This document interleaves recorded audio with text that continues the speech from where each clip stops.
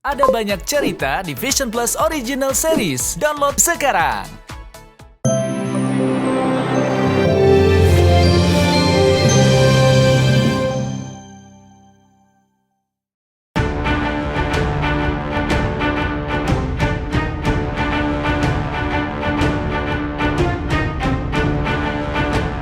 Pedangdut Ratu Meta lagi-lagi menjadi berita. Bukan karena ingin menikah untuk yang ketiga kali, tapi karena melaporkan mantan suami pertamanya yang dituduh menelantarkan anak sematawayang mereka selama 10 tahun.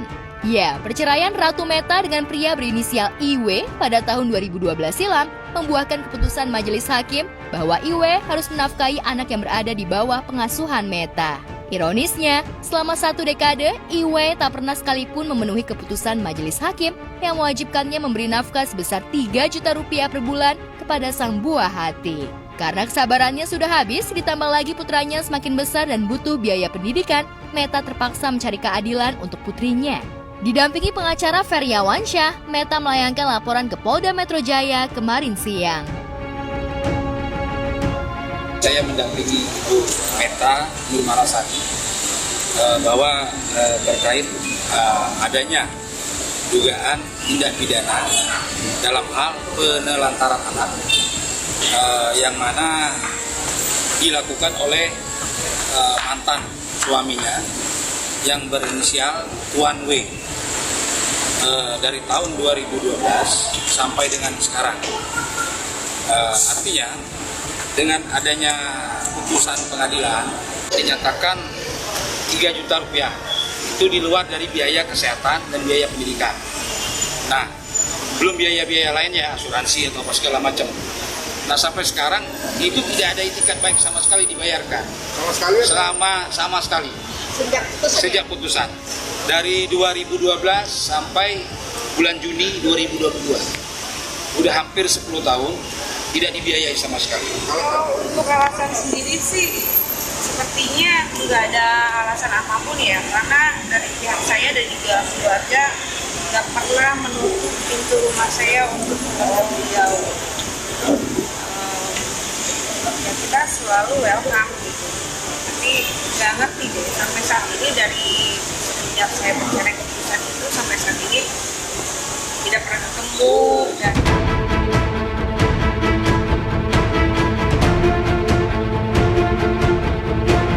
Di balik gayanya yang ceria, siapa sangka Ratu Meta menyimpan luka.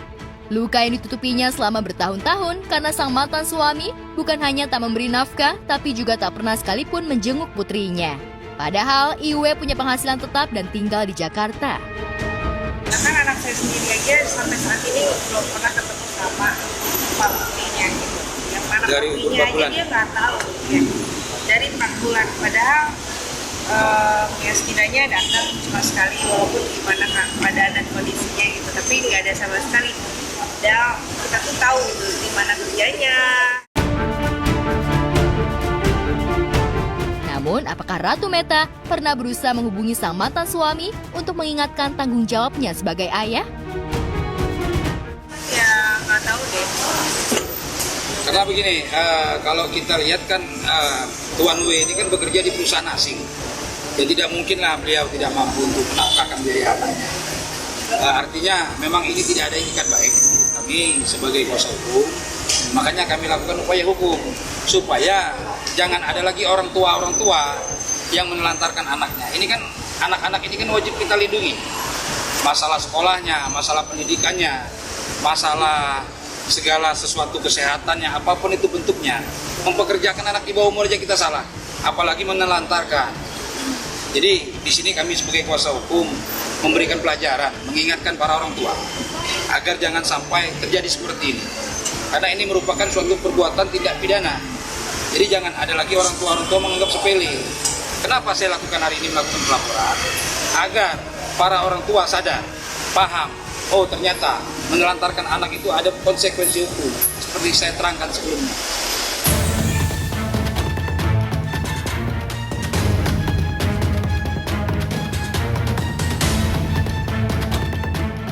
Ya, sejak perceraian itu, di mana putrinya baru berusia 4 bulan, Ratu Meta tak pernah lagi bertemu mantan suami pertamanya. Karena saat itu, karirnya tengah menanjak dan job manggungnya cukup banyak, Ratu Meta tak begitu mengharapkan nafkah dari sang mantan suami untuk putrinya. Sebagai single parent, Ratu Meta berhasil mencukupi kebutuhan putrinya dari hasil keringatnya sendiri. Kerinduan putrinya pada sosok seorang ayah sempat terisi oleh kehadiran sang suami kedua yang sempat menjadi ayah sambung bagi putrinya. Sayangnya, pernikahan Meta dengan pengusaha Edi Faisal pada Juli 2019 silam itu juga harus berakhir dengan perceraian. Sekali lagi, Meta harus menjalani perannya sebagai ibu sekaligus ayah bagi putrinya. Tapi sampai kapan mantan suami pertamanya lepas tanggung jawab? Sampai putrinya remaja dan mulai kritis mempertanyakan sikap ayah kandungnya. Demi masa depan putrinya lah, Meta terpaksa menempuh jalur hukum untuk meminta tanggung jawab mantan suami pertamanya. Jika Meta menempuh jalur hukum pidana, benarkah pelantun lagu pacar kedua itu menginginkan mantan suaminya di penjara? Di dalam Undang-Undang 23 tahun 2004 pada pasal 49 yang mana dinyatakan setiap orang yang menelantarkan keluarganya, rumah tangganya, maka dapat diancam pidana minimal 3 tahun dengan denda 15 juta. Ini yang kami lakukan, upaya hukum terhadap pembelaan klien kami. Ini menyangkut hak-hak anaknya yang masih di bawah umur seperti itu.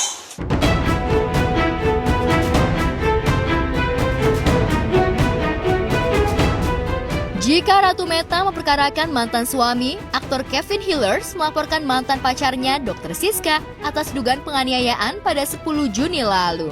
Dengan bukti hasil visum dan sejumlah lokasi syuting, Kevin ngotot ingin memenjarakan Siska yang merupakan seorang dokter kecantikan ternama langganan para selebriti. Tapi rupanya, Siska tak gentar menghadapi manuver hukum Kevin.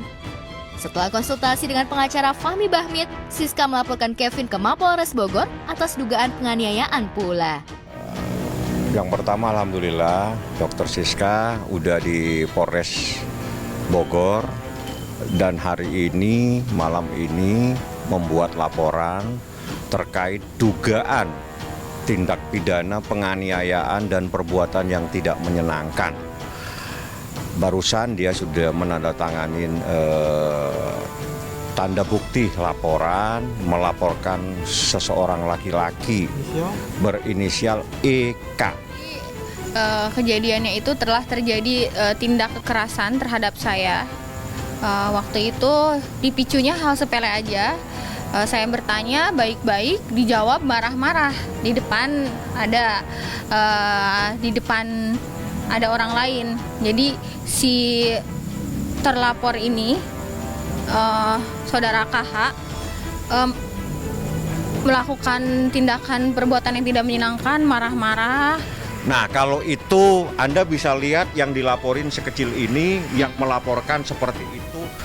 Logis tidak orang sekecil ini melakukan penganiayaan terhadap seseorang yang besar tinggi seperti itu.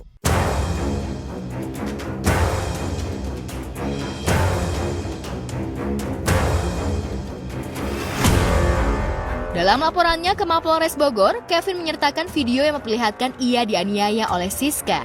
Penyebabnya diduga sepele, Kevin tak suka Siska datang tanpa memberi kabar saat ia tengah sibuk mereview konten TikToknya di sebuah hotel di Bogor pada 26 Mei lalu. Tapi bukannya mengerti kesibukan sang kekasih, Siska malah menyerang membabi buta hingga Kevin yang baru saja sembuh dari penyakit saraf kejepit mengalami cedera cukup serius di bagian perut dan punggungnya. Kurang lebih situasi ini terjadi tanggal 26 Mei 2022, kurang lebih di sekitar jam 8:30 malam lah, di salah satu hotel di Puncak, Kabupaten Bogor. Nah, situasinya pada prinsipnya ini bermula dari permasalahan sangat sederhana sekali, di mana klien saya, Pak Kevin selaku pelapor dalam hal ini, hanya mengingatkan saudara SK ini agar tidak mengganggu Pak Kevin dalam sedang mengkaji atau mereview kerjaan dia. Sesederhana itu saja. Tapi pada peringatan ketiga yang dalam tanda petik dilakukan oleh Pak Kevin, kemudian dia melakukan penyerangan kepada Pak Kevin bertubi-tubi, yang mana sebelum ada, coba ditunjukin. Ini juga masih pakai dari dokter. Ini ada besinya di belakang, jadi ini Masih, jadi kalau penyakit HNP saraf kejepit itu bisa lumpuh kalau tidak diobati. Makanya ini ada besi penyangga dipakai, dan dokter mengingatkan tidak boleh ada benturan sama sekali.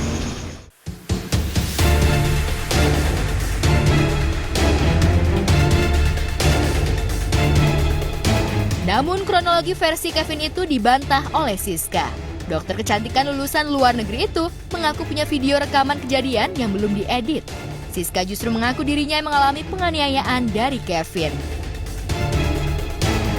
Kondisinya saya, beliau dan adiknya itu sedang santai menonton tayangan.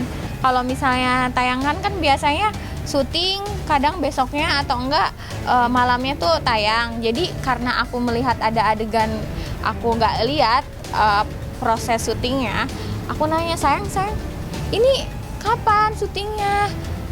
Nggak ditanggepin. Aku nanya lagi, ini kapan syutingnya? Terus yang aku nanya lagi, dia marah gitu. Bisa nggak jangan ganggu gini. Ada dilempar dengan benda berat, dilempar oleh satu tas. Itu bahkan HP saya aja layarnya sampai pecah.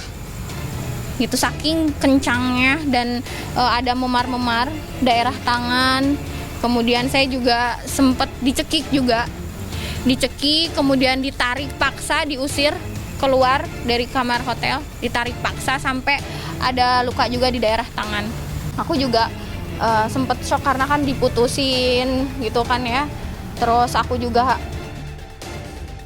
tarik secara paksa itu, bingungnya lagi saat itu tuh sebenarnya yang kejadian dia melempar itu nggak ada yang ngerekam tuh, adiknya kan ngerekam.